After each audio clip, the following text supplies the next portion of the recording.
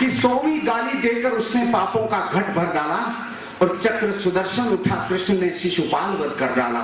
सत्ता का इंसाफ तराजू मध्य हवा में डोल गया, गद्दारों के मंसूबों से लहू हमारा खौल गया।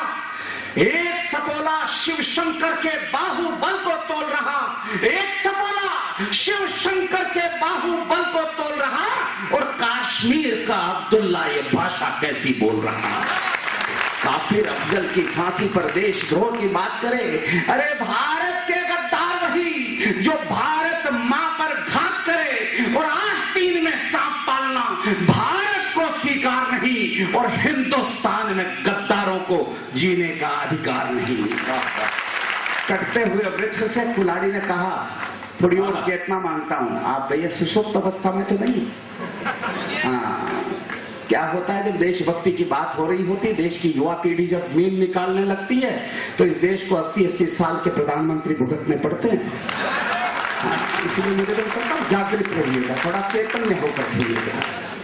कटते हुए वृक्ष से कुल्हाड़ी ने कहा कि हे वृक्ष, तुम्हारी तो नियति ही कटना है, जब मैं तुम्हें काट रही हूं तो इतना दर्द क्यों हो रहा है।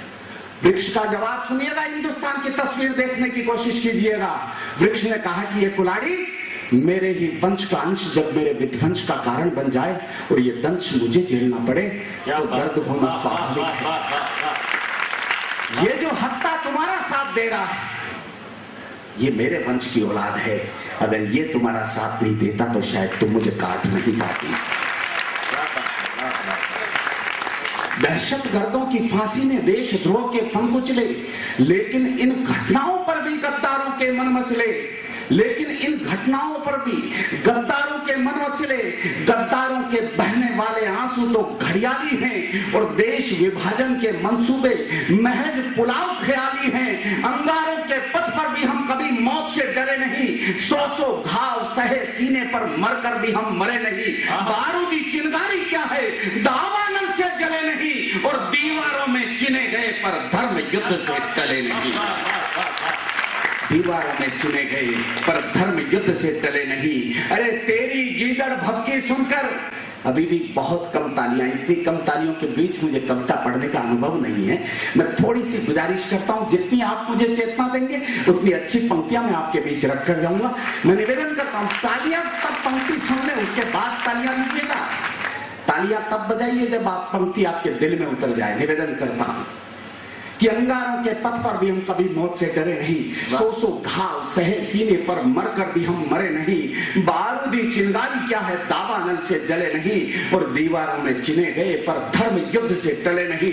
अरे तेरी गीदड़ भभकी सुनकर, तेरी गीदड़ भभकी सुनकर ये दिग्गज डोल नहीं सकते, और भारत की धरती पर तुम ये भाषा बोल नहीं सकते।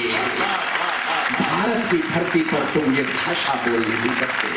आज आपने अखबारों में पढ़ा, एक सांसद ने राष्ट्रगीत का अपमान कर दिया था। आने वाला कुत्ता था, वो मोटा ताजा था, जो पाकिस्तान जाना चाहता था हिंदुस्तान की सरहद से। वो पतला कुत्ता था, दुबला कुत्ता था। तो दुबले कुत्ते को पाकिस्तान के कुत्ते ने पूछा, भैया तुम्हें क्या दिक्कत है, तुम भारत से पाकिस्तान क्यों आना चाहते हो। पाकिस्तान जाने वाले कुत्ते ने जवाब दिया कि यार यहाँ खाने पीने को कुछ मिलता नहीं, पूरा देश तो एक राजनीतिज्ञ खा जाते हैं, कुछ मिलता नहीं, कुत्तों तक के खाने के लिए कुछ नहीं रखा। इसलिए मैं चाहता हूं कि पाकिस्तान में जाकर अपनी सेहत बनाओ।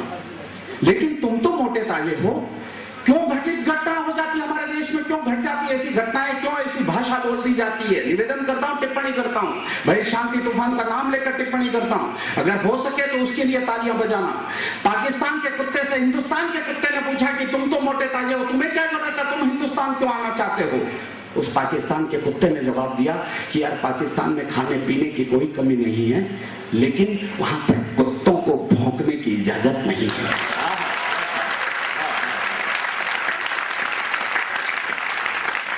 वंदे मातरम के गायन पर तुम प्रतिबंध लगाते हो, देशद्रोही तुम भारत मां को डायन तक कर जाते हो। अरे अफजल और कसाबों को तुम जेहादी बतलाते हो और भगवा पर आतंकी होने का इल्जाम लगाते हो। यदि काबू में रखना हो कमजोरों की जुबान को, आपके भी 2 हो गई।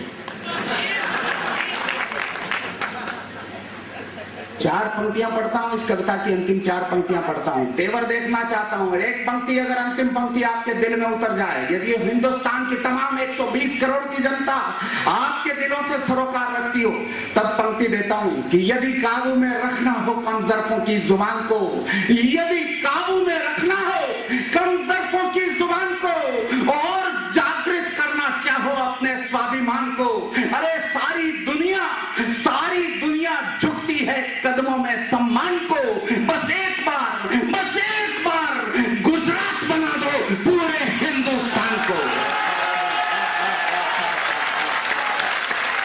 क्या बात है,